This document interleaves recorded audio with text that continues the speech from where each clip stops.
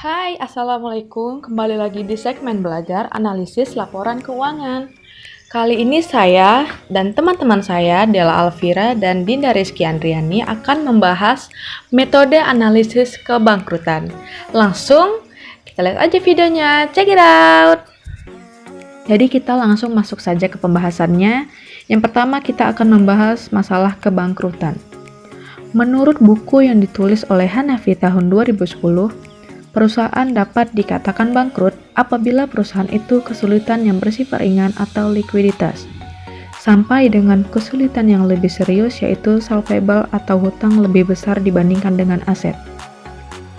Menurut buku yang ditulis oleh Fahmi tahun 2011, likuiditas merupakan risiko yang dialami oleh perusahaan karena ketidakmampuannya dalam memenuhi kewajiban jangka pendeknya, sehingga itu memberi pengaruh kepada terganggunya aktivitas perusahaan. Sedangkan menurut buku yang ditulis oleh Weston and Copeland tahun 1997, kebangkrutan adalah suatu kegagalan yang terjadi dalam perusahaan apabila perusahaan tersebut mengalami yang pertama kegagalan ekonomik dan yang kedua kegagalan keuangan. Kegagalan ekonomik atau economic distress merupakan kegagalan dalam arti ekonomi bahwa pendapatan perusahaan tidak mampu lagi menutupi biayanya, yang berarti bahwa tingkat labanya lebih kecil daripada biaya modalnya. Sedangkan kegagalan keuangan atau financial distress memiliki dua bentuk, yakni default teknis yang terjadi bila suatu perusahaan gagal memenuhi salah satu atau lebih kondisi dalam hutangnya, seperti rasio lancar dengan hutang lancar yang ditetapkan. Yang kedua ada technical insolvency, yang terjadi apabila perusahaan tidak mampu memenuhi kewajiban pada waktu yang telah ditentukan. Menurut buku yang ditulis oleh Munawir tahun 2010, kebangkrutan diawali dengan kesulitan keuangan atau financial distress, yaitu keadaan di mana perusahaan tidak mampu membayar kewajiban pada saat jatuh tempo yang menyebabkan perusahaan mengalami kebangkrutan. Kebangkrutan juga dapat dikatakan sebagai kegagalan perusahaan dalam menjalankan operasional perusahaan, minimal untuk menutup hutang-hutangnya dengan aset yang dimiliki. Oke, selanjutnya kita akan membahas metode analisis kebangkrutan. Yang pertama itu ada metode Altman Z-Score. Menurut buku yang ditulis oleh Hanafi dan Halim tahun 2009, Edward Altman merupakan multiple discrimination analysis untuk pertama kalinya pada tahun 1968. Analisis ini dilakukan Altman dengan mengindikasikan rasio-rasio keuangan yang menghasilkan model yang dapat memprediksi perusahaan yang memiliki kemungkinan financial distress. Dalam bukunya Altman dan Hotchkiss tahun 2005, Multidiscriminant Analysis atau MDA adalah teknik statistik yang digunakan untuk mengklasifikasikan pengamatan menjadi salah satu dari beberapa kelompok yang a priori dependent pada karakteristik individu pengamatan ini.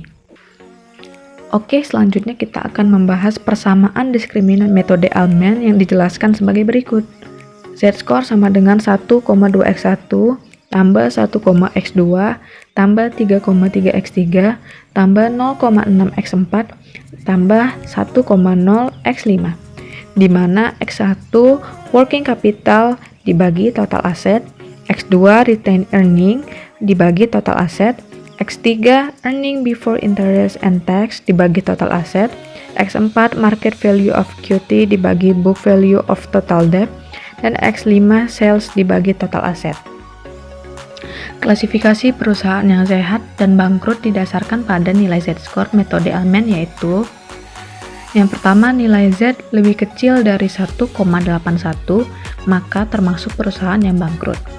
Yang kedua, nilai 1,81 lebih kecil dari Z lebih kecil dari 2,99 maka termasuk gray area atau tidak dapat ditentukan apakah perusahaan sehat ataupun mengalami kebangkrutan.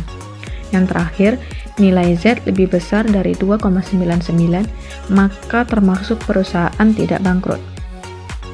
Metode Z-score atau Altman adalah model untuk memprediksi kesulitan keuangan dengan skor yang ditentukan dari hitungan standar kali nisbah-nisbah keuangan yang menunjukkan tingkat kemungkinan kebangkrutan perusahaan. Z-score tidak dipergunakan untuk perusahaan jenis jasa keuangan atau lembaga keuangan, baik swasta maupun pemerintah. Hal ini karena adanya kecenderungan perbedaan yang cukup besar antara neraca suatu institusi keuangan dengan institusi keuangan lainnya. Metode Z-score memiliki sebuah metode lanjutan yang diberi nama secara komersial disebut Zeta. Zeta ini merupakan versi lanjutan yang disusun oleh Edward Van Alphen dengan desain yang lebih serbaguna, yaitu untuk emerging market, perusahaan manufaktur dan non-manufaktur, perusahaan publik maupun tertutup. Adapun rumus yang dihasilkan dari metode versi lanjutan ini yaitu zeta score sama dengan 6,56x1 ditambah 3,26x2 ditambah 6,72x3 ditambah 1,005x4, di mana x1 merupakan working capital dibagi total aset, x2 retained earning dibagi total aset, X3 earning before interest and tax dibagi total aset, dan X4 BV of equity dibagi BV of debt. Klasifikasi penentuan perusahaan yang sehat dan bangkrut sedikit berubah, yaitu menjadi: yang pertama, nilai zeta score lebih besar dari 2,60, maka termasuk perusahaan yang tidak bangkrut. Nilai zeta score 1,10 sampai 2,60, maka perusahaan termasuk ke dalam gray area. Dan terakhir, nilai zeta score lebih kecil dari 1,10, maka termasuk perusahaan yang bangkrut. Yang kedua, ada metode Springate S-score. Model Springate menggunakan stepwise multiple discriminant analysis atau MDA untuk memilih 4 dari 19 rasio keuangan yang populer, sehingga dapat membedakan perusahaan yang berada dalam zona bangkrut atau zona aman. Model ini dikembangkan pada tahun 1978 oleh Guardian Office Springate. Ia melakukan penelitian untuk menemukan suatu model yang dapat digunakan dalam memprediksi adanya potensi atau indikasi kebangkrutan. Model ini dapat digunakan untuk memprediksi kebangkrutan dengan tingkat keakuratan hingga 92,5%.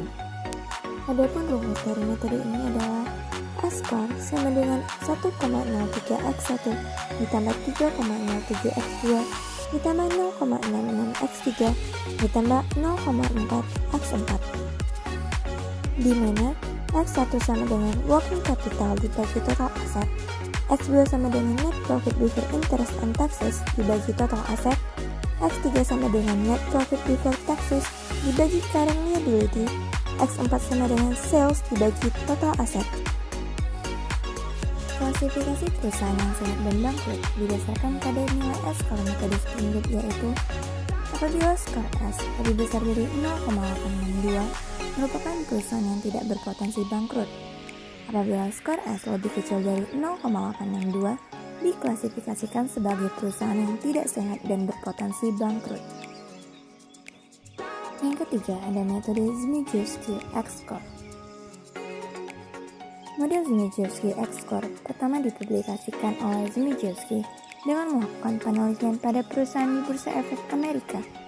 Metode prediksi yang dihasilkan oleh Zmijewski pada tahun 1983 merupakan riset selama 20 tahun. Model ini menggunakan rasio keuangan yang mengukur dengan kinerja perusahaan, leverage dan likuiditas untuk mengembangkan modelnya. Adapun rumus dari metode ini adalah X sama dengan min 4,3 dikurang 4,5 X1 ditambah 5,7 X2 dikurang 0,004 X3, di mana X1 sama dengan ROA atau return on asset, X2 sama dengan leverage atau debt ratio, X3 sama dengan likuiditas atau current ratio. Klasifikasi perusahaan yang sehat dan bangkrut berdasarkan pada nilai X-score metode Zmijewski, yaitu jika skor lebih besar dari 0, maka perusahaan diprediksi berpotensi mengalami kebangkrutan. Apabila jika skor lebih kecil dari 0, maka perusahaan diprediksi tidak berpotensi untuk mengalami kebangkrutan. Metode Zmijewski memiliki satu hal yang krusial, yaitu Proporsi dari sampel dan populasi harus ditentukan di awal, sehingga didapat besaran frekuensi financial distress. Frekuensi ini diperoleh dengan membagi jumlah sampel yang mengalami financial distress dengan jumlah sampel keseluruhan.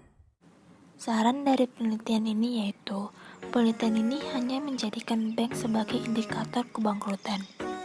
Padahal, berdasarkan penelitian dan teori, dapat diketahui bahwa kebangkrutan tidak hanya disebabkan karena kondisi keuangan saja.